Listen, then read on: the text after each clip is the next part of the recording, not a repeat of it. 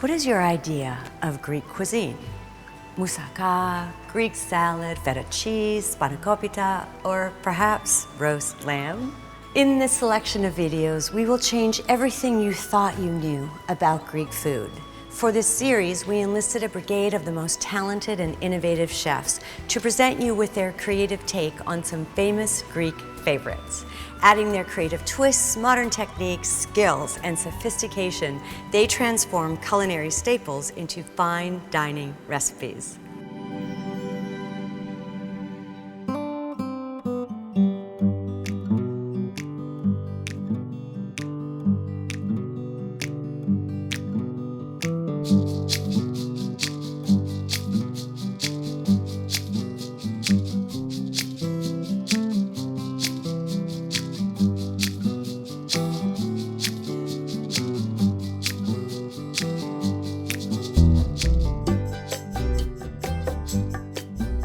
Η δημιουργία μιας καινούργιας συνταγής χρειάζεται αρκετό χρόνο, χρειάζεται δοκιμές, χρειάζεται προσπάθεια ώστε να φτάσουμε στο τέλειο αποτέλεσμα. Είναι το σημείο που όλοι μαζί επικοινωνούμε για να δημιουργήσουμε κάτι που θα βγάλουμε όλοι μαζί στον πελάτη και θα είμαστε περήφανοι γι' αυτό.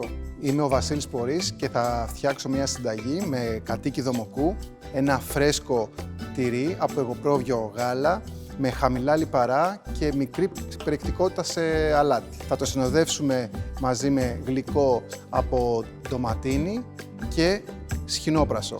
Αρώματα θα έχουμε επίσης και από την αρμπαρόριζα που θα έρχονται να δέσουν αρμονικά με το πιάτο μας.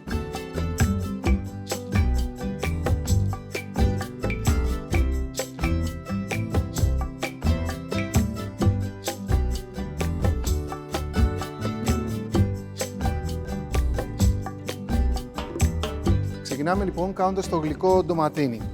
Έχουμε λοιπόν ντοματίνια, το νερό μόλις πάρει μια βράση θα προσθέσουμε μέσα τα ντοματίνια. Στο ενδιάμεσο χρόνο θα φτιάξουμε το σιρόπι που θα βάλουμε τα ντοματίνια.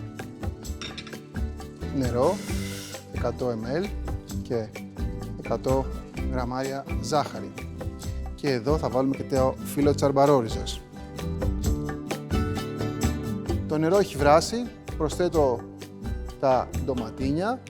Δεν χρειαζόμαστε πάρα πολύ χρόνο, 2 με 3 λεπτά και έπειτα θα τα τοποθετήσουμε σε παγωμένο νερό για να μπορέσουμε να βγάλουμε τη φλίδα. Το κατοίκι λοιπόν είναι ένα από τα αγαπημένα μου τυριά, διότι έχει ωραία υφή, είναι πολύ δροσιστικό, έχει τόση όσο πρέπει οξύτητα. Άρα βάζω το κατοίκι, το επόμενο τυρί είναι η κοπανιστή.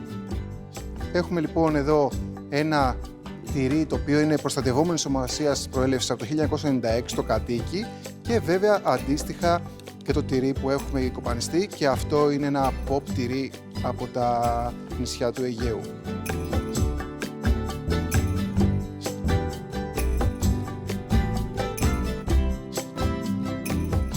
Βάζω εγώ ήδη το ζωμό να τον ζεστάνω.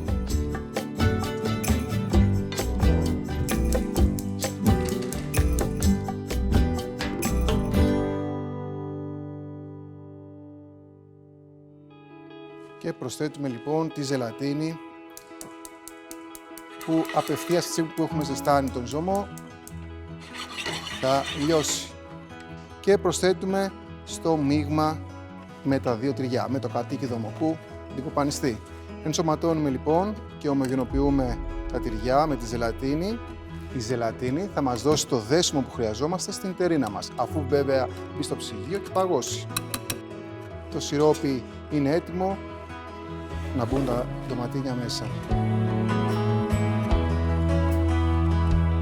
Ολοκληρώνουμε λοιπόν προσθέτοντας την κρέμα γάλακτος, αφού τη χτυπήσουμε πρώτα, ελαφρά σαν σαντιγί.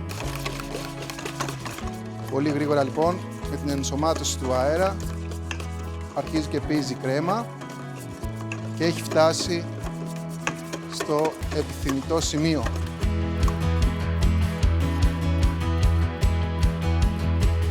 Με ένα κουτάλι σερβίρουμε στο σκεύος.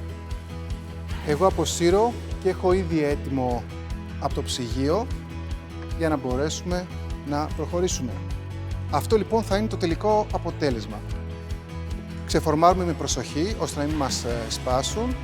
Σχοινόπρασο, θέλει μεγάλη προσοχή, διότι πρέπει να το κάνουμε ψιλοκομμένο, έχει αρκετή υγρασία και δεν επανερχόμαστε να κόψουμε περισσότερο όπως το κλασικό κρεμμύδι. Τα ντοματίνια μας είναι έτοιμα, έχει γίνει ένα ελαφρύ σιρόπι και ολοκληρώνουμε το πιάτο. Προσεκτικά λοιπόν θα κυλήσουμε την τερίνα στο σχοινόπρασο.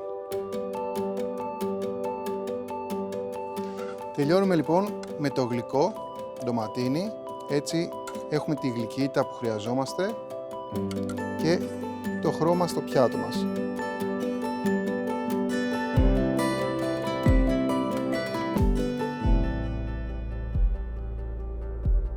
Η τερίνα με το κατοίκιδο μοκού είναι έτοιμη και το γλυκό ντοματίνι. Για τη συγκεκριμένη συνταγή προτείνω μοσχάτο λίμνου.